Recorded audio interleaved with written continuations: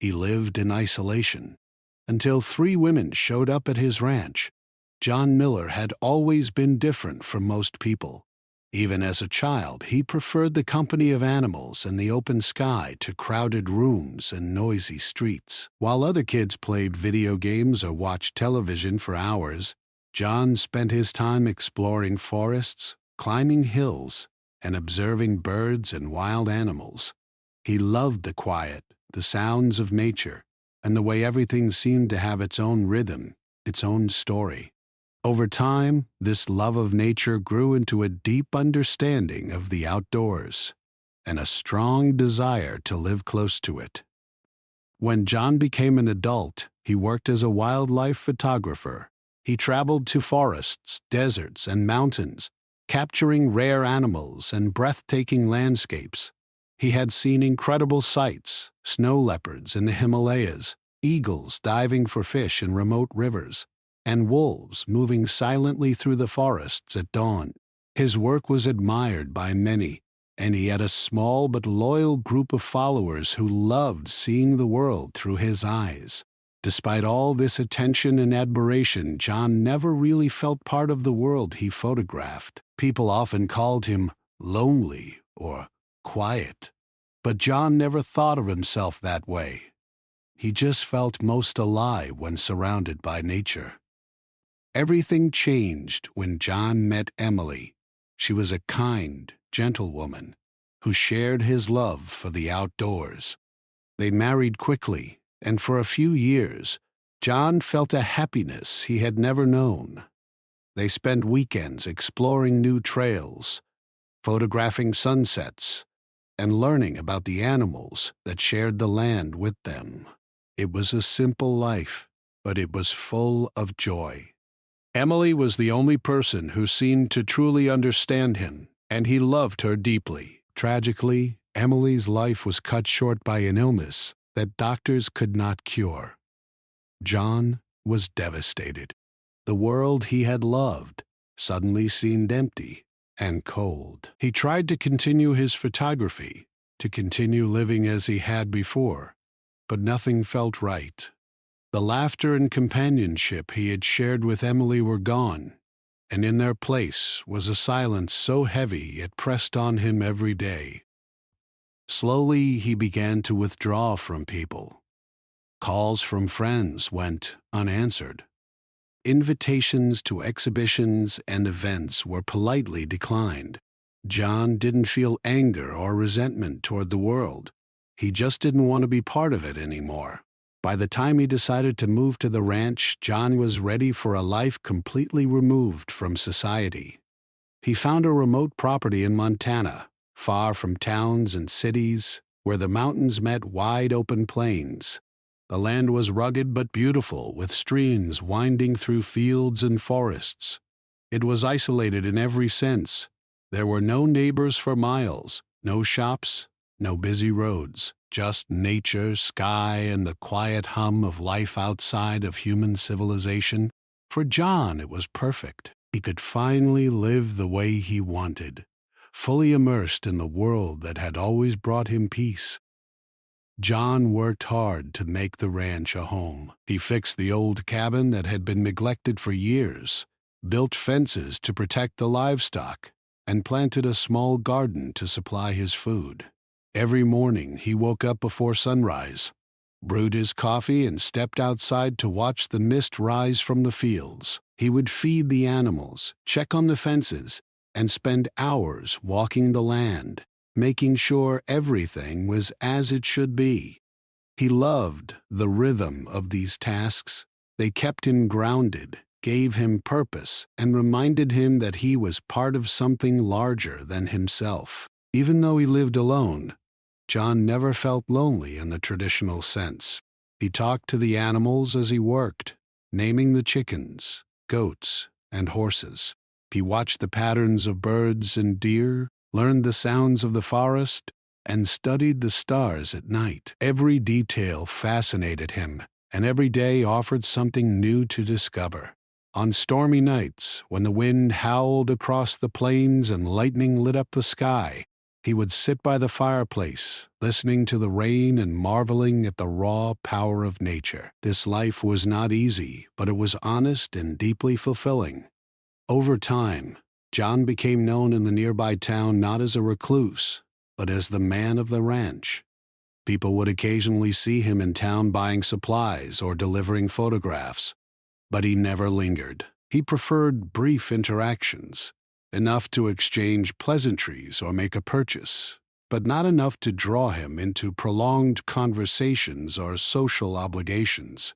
He had learned to be polite and helpful without inviting people into his private world. Most townspeople respected his choice. They admired his independence and his knowledge of wildlife and land management, even if they didn't fully understand his desire to live alone. Despite the peace he had found, there were moments when memories of Emily still reached him like waves. On quiet nights, he would look at the stars and remember the laughter they had shared, the warmth of her hand in his, the way she had smiled at him when he caught a rare bird or took a perfect photograph. These memories were bittersweet. They reminded him of love lost, but also of what it meant to feel alive. John never regretted loving Emily. He only wished he could have shared more years with her. Yet rather than dwelling on the sadness, he allowed the memories to remind him why he valued the life he now lived. He knew that he could find peace, even without her. John's life on the ranch was not without challenges. Winter in Montana could be harsh, with snow covering the fields for months and temperatures dropping far below freezing. He learned to chop firewood, repair equipment, and store enough food and supplies to survive long stretches of isolation. He fixed fences in icy wind, cared for animals that still needed attention, and ensured that his cabin stayed warm and safe.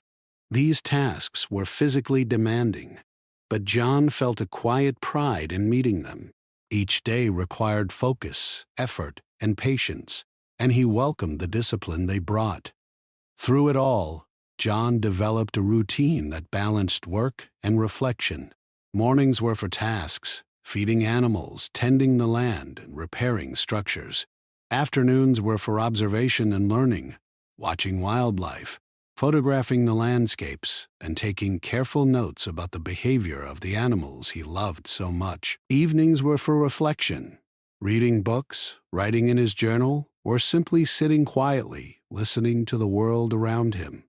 Over time, the routine became comforting, almost sacred, a rhythm that connected him to both the past and the present. What made John's life extraordinary was not only his solitude, but also his deep connection to the land.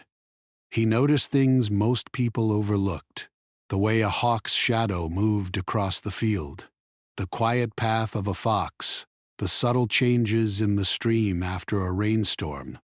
He learned to predict weather by observing clouds, winds, and animal behavior. Each season brought its own challenges and surprises: spring with newborn animals, summer with long, hot days, autumn with harvest and preparation, and winter with its silence and stillness. John felt a sense of belonging he had never experienced in the crowded world beyond the ranch. And yet, despite the contentment he found in isolation, life has a way of introducing unexpected change. John had built a fortress of solitude, carefully maintaining distance from people, but the world outside the ranch would not leave him entirely untouched. The sense of peace he cherished was real, but it existed alongside a fragile understanding that human connections, though rare and carefully chosen, could still appear in ways that challenged even the most solitary life. As John sat one evening on the porch, watching the sun dip behind the mountains and listening to the gentle rustle of leaves, he felt a quiet gratitude for the life he had built. He had survived loss, hardship, and loneliness, and in doing so had discovered a life filled with wonder, purpose, and meaning. He did not know what the future would bring, but he was content, knowing that for now he had created a sanctuary where he could be himself, a man alone with the land, the animals, and the sky, finding in their company a sense of belonging that human society could not provide. John had spent many years enjoying the rhythm of life on his ranch, a life where every day felt familiar and safe. He knew the hills, streams, and forests like the back of his hand. He could walk miles without needing a map, predict where the deer might appear, and even notice subtle changes in the weather just by observing the sky. Life in isolation suited him, and he felt he could survive almost anything as long as he had his routines and his animals. One late summer afternoon, when the sun was warm but the shadows were starting to grow longer, John was finishing repairs on the old fence near the edge of his property. He wiped sweat from his brow and took a long sip of water, enjoying the peaceful sounds of nature, the rustling leaves, the distant call of a hawk, and the faint trickle of the stream that ran through his land. It was the kind of quiet he had always loved, the kind that made him feel alive in ways nothing else could. That peace was suddenly broken by a sound that made him freeze.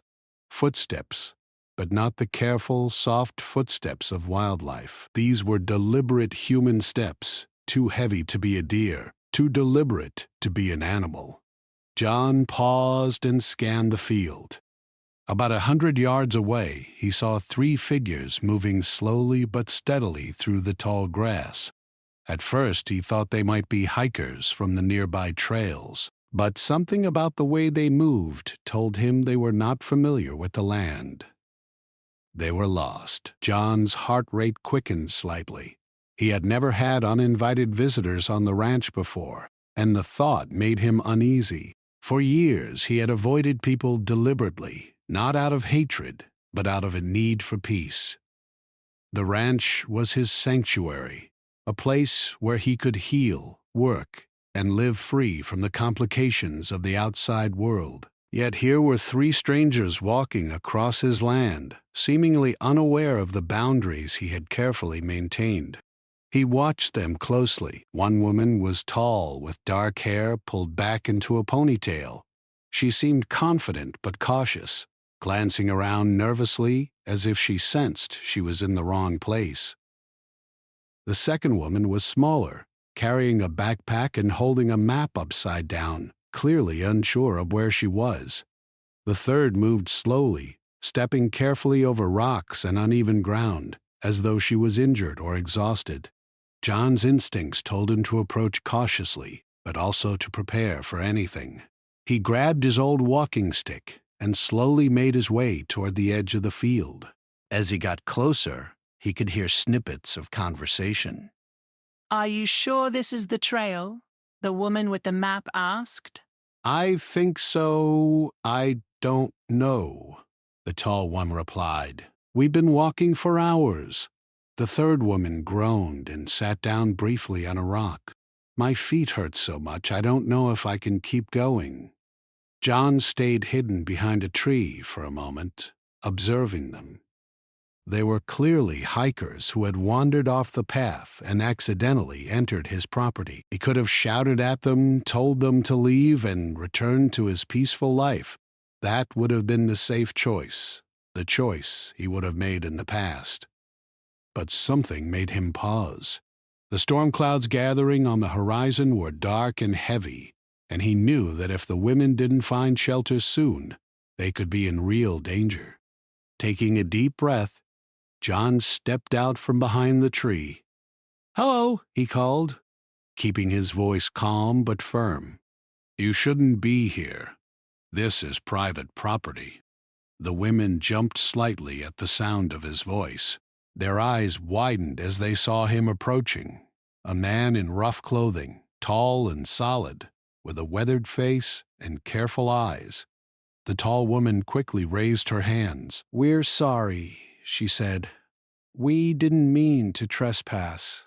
We're lost and trying to find the trail back to town." John studied them carefully. He could see the exhaustion in their faces, the scratches from branches on their arms and legs, and the slight panic in their eyes. "The storm is coming," he said. "It's not safe to be out here. You'll need shelter." The tall woman hesitated. We can't stay long. We don't want to intrude. John shook his head. It's not intrusion. You have no choice if you want to stay safe. Follow me. He led them back to the cabin, walking slowly to make sure they could keep up. The path was rough, uneven, and overgrown, but John knew every step. The women stumbled a few times, catching themselves on branches or rocks, and he offered them helping hands when needed. By the time they reached the cabin, the storm had grown closer. The wind whispered through the trees, carrying the smell of rain and the distant rumble of thunder. Once inside, the women sat down, wiping their wet clothes and taking deep breaths. John offered them blankets and hot tea he had prepared earlier. They hesitated at first, unsure how to react to such kindness from a stranger, but hunger, exhaustion, and cold eventually won. They accepted his help quietly, glancing around the cabin with curiosity. It was small but neat, with photographs of wildlife on the walls, books stacked on shelves, and a fireplace that looked as though it had been burning steadily for years. John watched them carefully, noticing their cautious glances and polite but wary smiles. He knew it would take time for them to relax if they ever did. For someone like him, this kind of human presence was unusual, almost unsettling. The women were polite, asking about the land, the animals, and the photographs on the walls. They did not pry into his personal life, but the questions they asked were enough to remind him of the world he had left behind, the world of conversations, connections, and occasional inconveniences. As the rain began to fall heavily outside, the cabin felt like a small island of warmth and safety. John moved to the fireplace, adding a few logs to keep the fire strong.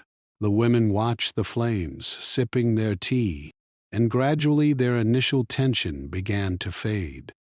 The woman with the map sighed. "We thought we were careful, but we really got lost." John nodded. "It happens. Nature doesn't always follow our plans. You have to respect it, or it will teach you the hard way." The women laughed softly, appreciating his gentle humor. For a moment, the cabin was filled with the kind of quiet connection John hadn't experienced in years. He realized that these strangers, though unexpected and unwelcome at first, were entirely human, like him in many ways, seeking safety, warmth, and understanding in a world that could be unpredictable. As the storm raged outside, John found himself telling them about the ranch, the animals, and the work he did every day. He spoke of the seasons, the challenges of isolation, and the joy of living closely with nature. The women listened intently, asking questions, sometimes interrupting with their own stories of hiking trips, city life, and family memories. It was strange for John, this mixture of conversation and shared experience, but he felt a spark of something he had thought he had lost long ago: connection. Hours passed. The storm finally began to ease, leaving the air fresh and cool, and the sounds of nature returned: the trickling stream, the rustle of leaves, the distant calls of birds. The women looked at John with gratitude, realizing how much he had helped them. "We didn't expect anyone to be here," said the tall woman softly. "Thank you for everything." John nodded, his expression calm but thoughtful. "You're welcome, but tomorrow you should leave and find your way back. The ranch is mine, and I value my solitude. This visit is a rare exception." The women understood. They did not want to impose, and they knew that John's kindness had limits. Still, there was a new respect between them, a recognition that sometimes strangers could provide unexpected safety and warmth when life became unpredictable. That night, as John lay in bed, he thought about the events of the day. 3 strangers had crossed his land, entered his home, and disrupted his carefully constructed life of solitude. And yet, he did not feel anger or resentment. Instead, he felt a quiet satisfaction, a reminder that life sometimes offered surprises, even to those who preferred to live alone. John knew that the arrival of the three women had changed something, even if only slightly. It was a small shift, a reminder that the world beyond the ranch existed and that human connection, though rare and carefully chosen, could still find its way to him when he least expected it. For the first time in years, he wondered what the days ahead might bring, and for the first time in a long while he felt a flicker of curiosity. Curiosity about people, about life, and about experiences he had long avoided. The next morning the sky was clear and bright, but the air still carried the dampness of the storm from the night before. John woke early, as was his habit, and stepped outside to check the animals. The chickens clucked softly in their coop, the goats grazed lazily, and a few horses wandered near the stream. He moved quietly, careful not to disturb the peaceful rhythm of the ranch. Yet, even in the calm of the morning, he couldn't shake the thought of the three women staying in his cabin. He had agreed to shelter them during the storm, but now that the sun was shining, reality began to press on him. His solitude, his carefully constructed routines, were now shared, even if temporarily, with strangers. He made his way back to the cabin and found the women already awake, moving slowly around the small kitchen area. The tall woman was preparing a simple breakfast, using some eggs John had kept in the cabin. The woman with the map was organizing her backpack, studying the surrounding land to figure out where she had gone wrong. The third woman, the one who had seemed the most exhausted the day before, was sitting quietly, tying her shoes with a careful concentration that made John smile slightly. "Morning," John said, his voice calm but carrying a firmness he always used when guiding others on the ranch. The women looked up, smiling politely. "Good morning," the tall one replied. "Thank you for letting us stay." We really appreciate it." John nodded. It was necessary. The storm could have been dangerous. "But remember, you should leave today. The ranch is my home, and I don't often have visitors." They nodded in understanding. For a moment, silence filled the room, the kind of silence that comes from people being polite but cautious. John watched them as they moved about, noticing the small details, the way they hesitated before touching objects, the careful steps as they navigated the cabin, the way they glanced at him as though unsure what to say. It was a small invasion into his private life, and he felt a mixture of discomfort and curiosity. Breakfast passed slowly. John spoke little, allowing the women to eat and rest, but occasionally he asked questions about their hike, their town, and the journey that had led them here. Their answers were polite, factual, and careful, as though they were trying to maintain distance, but John could sense their exhaustion, their anxiety, and their need for reassurance.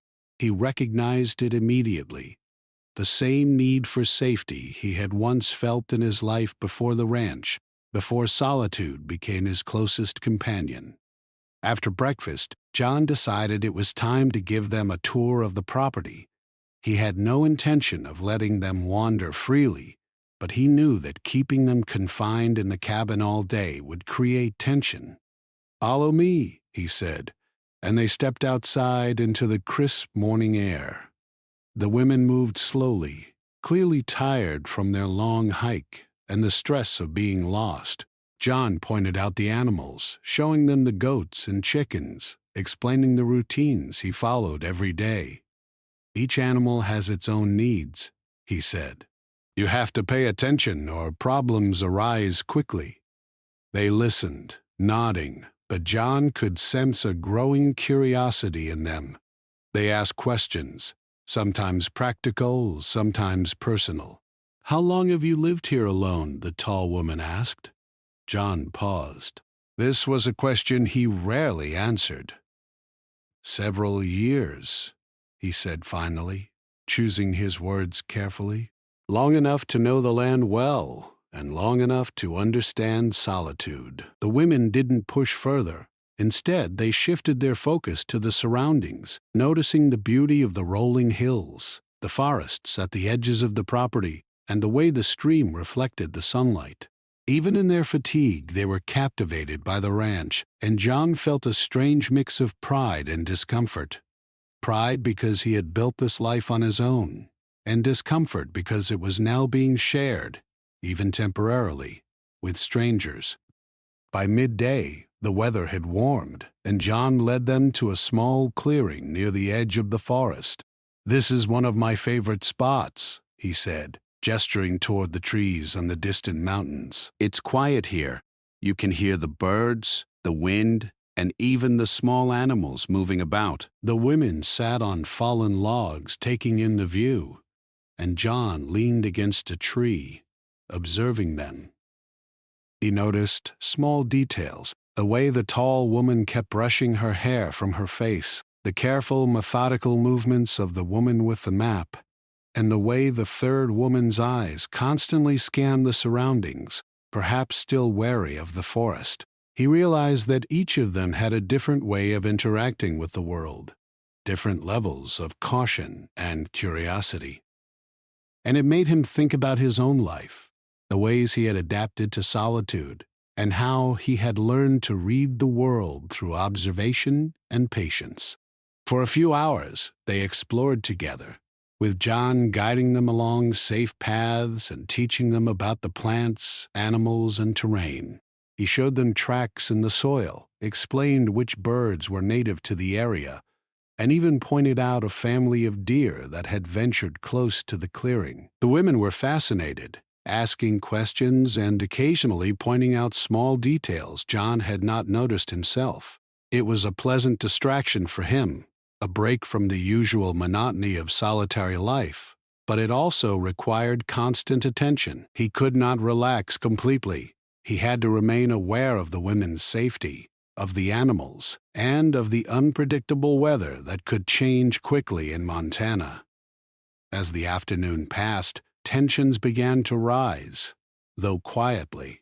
The women were tired, hungry, and increasingly restless. The tall woman accidentally stepped too close to a fence, startling a goat that charged briefly toward her. The woman with the map struggled with a branch that had scratched her arm, and the third woman grew frustrated when she could not keep up with the group.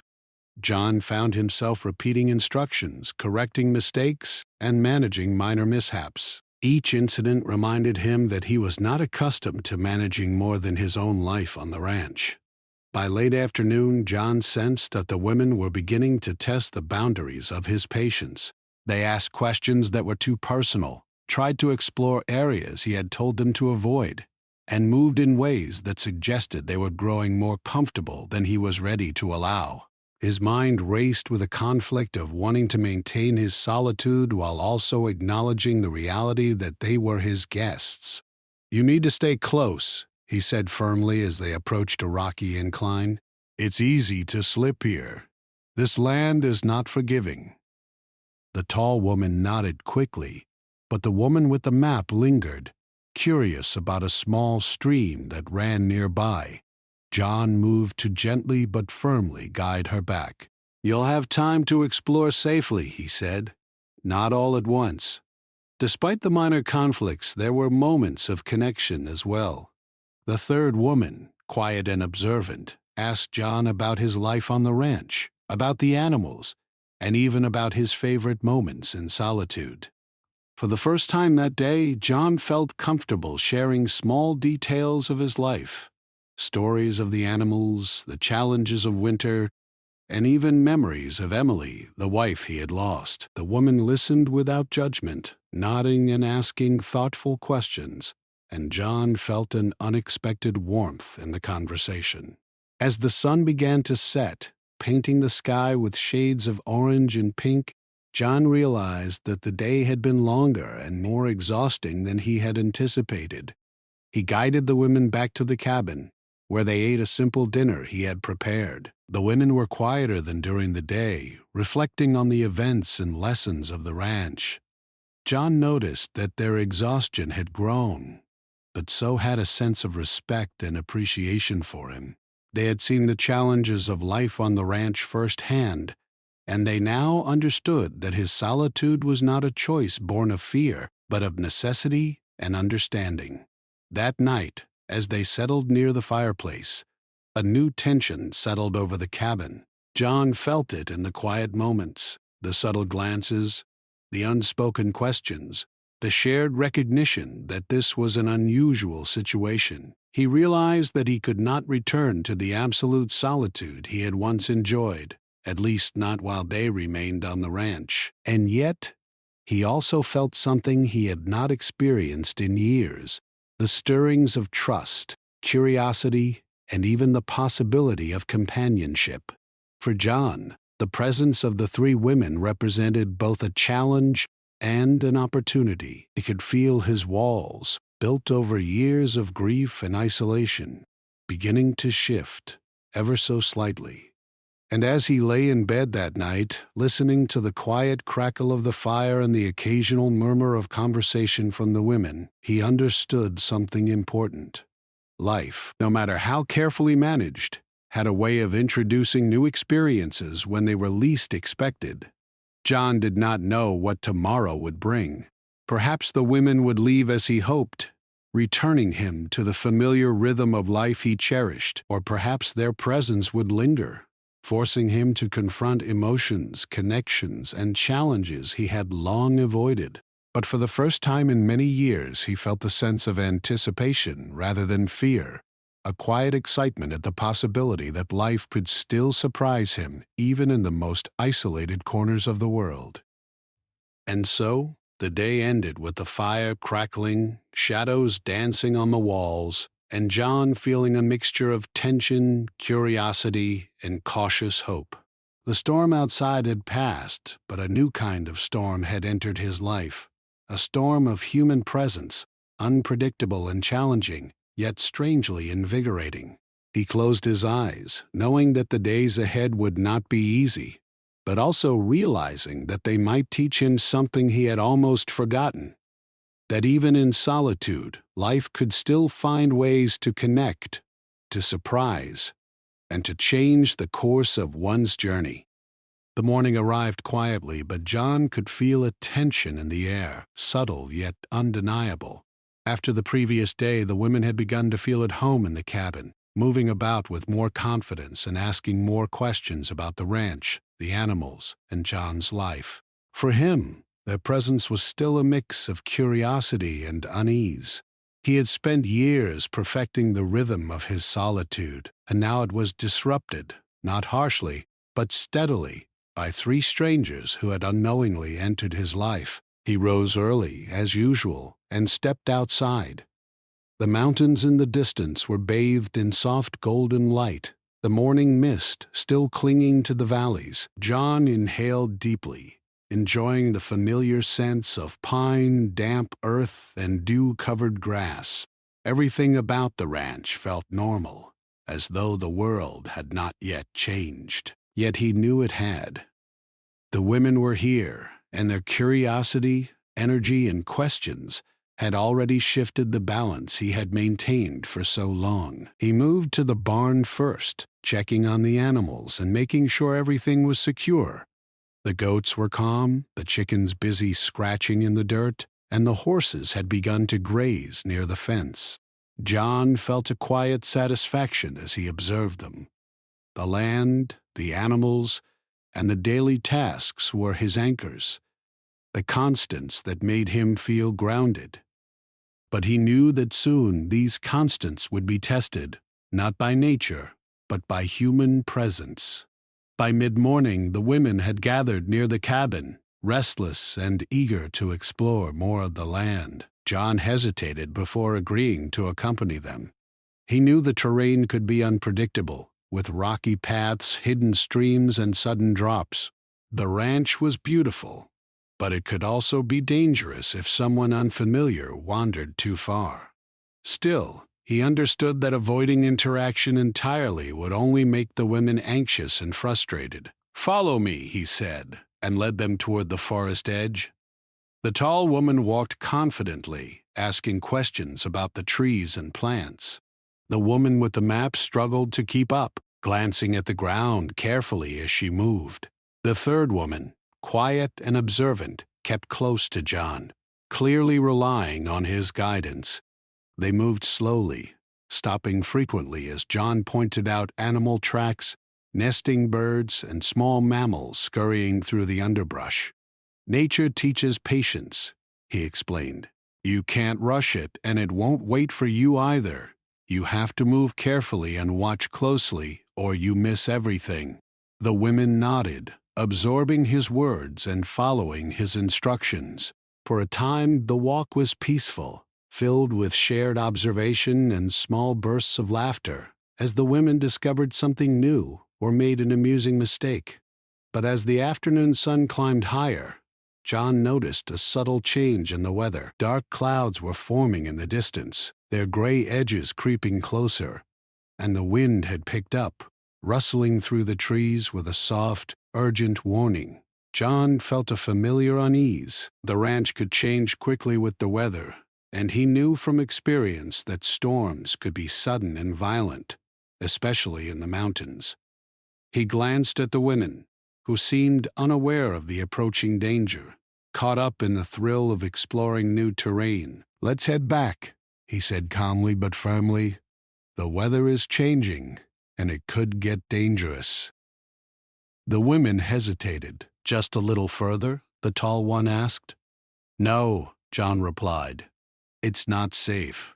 You need to stay close and follow my lead. As they began the journey back, the wind grew stronger, carrying the scent of rain and the distant sound of thunder. John moved quickly but carefully, leading the women down rocky paths, around fallen branches, and past streams that had swelled slightly from the previous day's storm. Everything seemed manageable at first, but the closer they got to a narrow ridge, the more treacherous the path became. Rocks were loose, the ground was wet, and a sudden gust of wind made it difficult to maintain balance. Suddenly, a loud crack echoed through the trees. John froze. One of the rocks under the tall woman's foot had shifted, causing her to slip. He lunged forward, catching her arm just in time to prevent her from falling. The woman gasped, clutching him tightly. "I'm okay," she said, her voice trembling slightly. John nodded, but his eyes scanned the surroundings. The third woman had paused, unsure of where to step next, and the woman with the map was fumbling with her backpack, distracted and unsteady. He realized that he could not let them continue on this ridge without risk. He had to act quickly.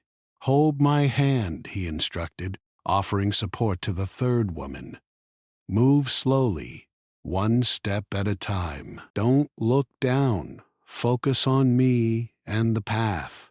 The women followed his instructions, their trust in him growing as they realized the seriousness of the situation. John guided them carefully, using his strength and knowledge of the land to steady them and avoid hazards.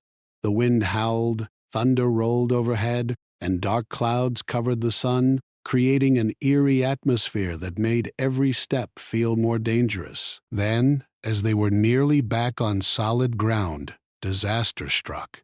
The woman with the map, distracted by a sudden movement of a small animal, slipped and fell toward the edge of a shallow but fast-moving stream. The current was stronger than it appeared, and she began to struggle, her footing lost. John reacted immediately, grabbing a sturdy branch and extending it to her. "Grab it!" he shouted. The woman seized the branch with both hands, her eyes wide with fear. John anchored himself to a nearby tree, using every ounce of his strength to pull her back to safety. The other two women held their breath, watching in silence as John managed the rescue. Finally, with a last determined tug, the woman was back on solid ground. She collapsed on the damp earth, exhausted but unharmed. For a moment no one spoke. The sound of the wind, rain, and distant thunder filled the silence. John helped the woman to her feet, brushing off her clothes and checking for injuries. "You're okay," he said firmly, "but you need to listen carefully from now on. One mistake could have been worse." The women nodded, shaken but grateful. They realized in that instant how dangerous the land could be and how much they relied on John's experience and guidance. The atmosphere had shifted. No longer were they just curious visitors. They were people whose safety depended entirely on the man who had lived alone in this wilderness for years. By the time they reached the cabin, the storm had fully arrived. Rain fell in sheets, and the wind howled against the roof. Inside, John helped the women dry off and warm up by the fireplace. The tall woman sat quietly, reflecting on the day's events. The woman with the map was still trembling slightly from the near accident, and the third woman seemed deeply thoughtful, her eyes distant as she considered what had just happened. John moved to add more wood to the fire, feeling a mix of relief and exhaustion. The day had tested him in ways he had not anticipated. His patience, strength, and ability to guide others had been stretched to their limits, but he had succeeded. The women were safe, and in the process, he had realized something profound. Despite his long years of solitude, human connection could emerge in moments of necessity and shared challenge. As the storm raged outside, the women began to speak quietly among themselves, their voices subdued but filled with gratitude and newfound respect. "We wouldn't have made it without you," the tall woman said softly. John nodded, saying nothing. Words were not necessary. The day's events had spoken louder than any conversation could. He could see the change in the women, their trust, their cautious admiration, and the understanding that life on the ranch was both beautiful and demanding. That night, the cabin was quiet but filled with a sense of shared experience. John sat by the fire, reflecting on the day. The storm outside mirrored the storm within his own life. The challenge of adjusting to others, the reminder that even carefully guarded solitude could be disrupted, and the recognition that human connection, though unexpected, could bring a new depth to life. For John, this day marked a turning point. The women had arrived as strangers, but through danger, trust, and mutual dependence, they had become something more significant. Not friends in the usual sense, but companions in experience, witnesses to the strength, skill, and resilience required to live fully in a world that could be both beautiful and unforgiving. As he finally lay down to sleep, the fire's glow fading to embers, John understood something he had not realized before. Life would continue to challenge him, even in isolation, but it could also bring moments of connection, gratitude, and human understanding that were rare and precious. The storm outside would pass as it always did, but the events of the day would remain with him forever. A vivid reminder that even in solitude, life had a way of surprising those who dared to open themselves, even just a little, to the unexpected presence of others. The morning after the storm dawned clear and bright, with sunlight spilling across the ranch and sparkling off the dew-covered grass. John rose as usual, moving quietly through the cabin before heading outside to check on the animals. The storm had left small puddles in the low areas, bent branches scattered across the paths, and a fresh earthy scent in the air. Everything seemed renewed, as though the land itself had been cleansed and refreshed. Yet John could feel that his life had changed in ways deeper than any storm could shape. The three women were awake, gathering their belongings and preparing for the journey back to town.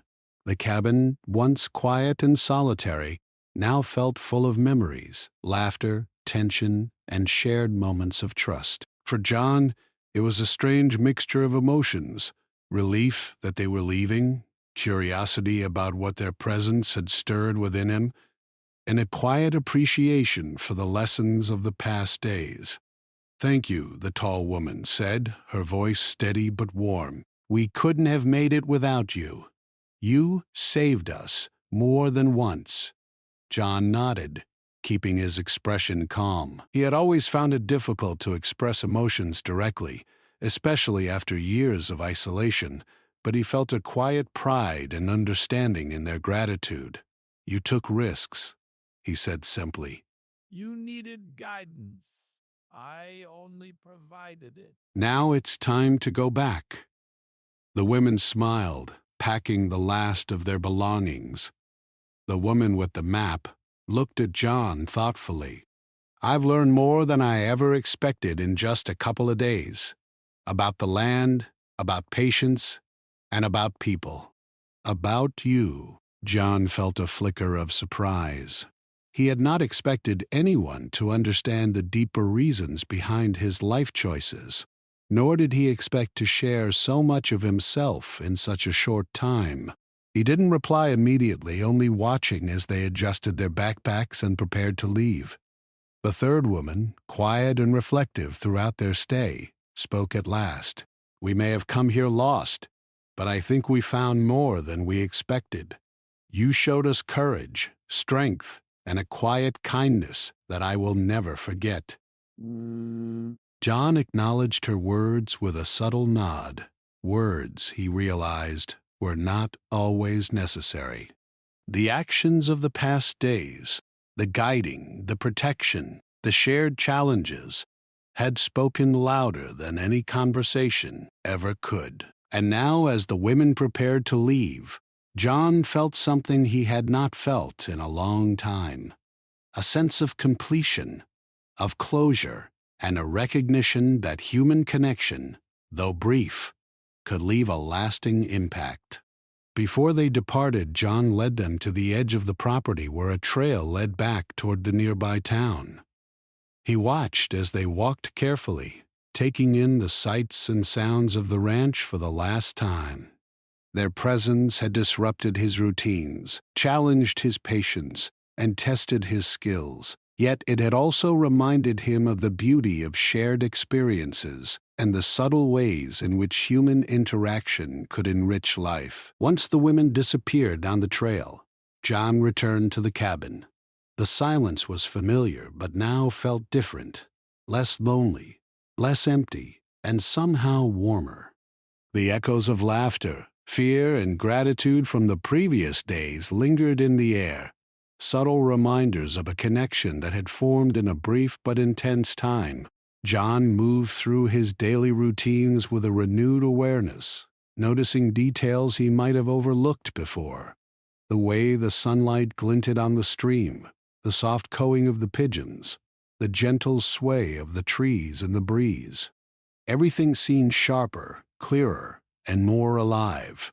Over the next few days, John reflected on the visit. He realized that life in complete isolation, though comforting, had its limits. He had built walls to protect himself, to shield his grief, and to maintain control over his life. Yet the presence of the women had reminded him that human connections, even unexpected and temporary, could teach lessons about trust, courage, and empathy. It was a balance he had not anticipated, but one he began to understand slowly. He also noticed subtle changes in his approach to the ranch. He began planning small improvements to make the land safer for anyone who might visit unexpectedly, reinforcing paths near the stream, securing loose rocks along steep inclines, and marking areas that could pose a hazard. These changes were practical, yes, but they also symbolized something deeper. John was opening himself, at least a little, to the possibility that his solitude did not have to be absolute.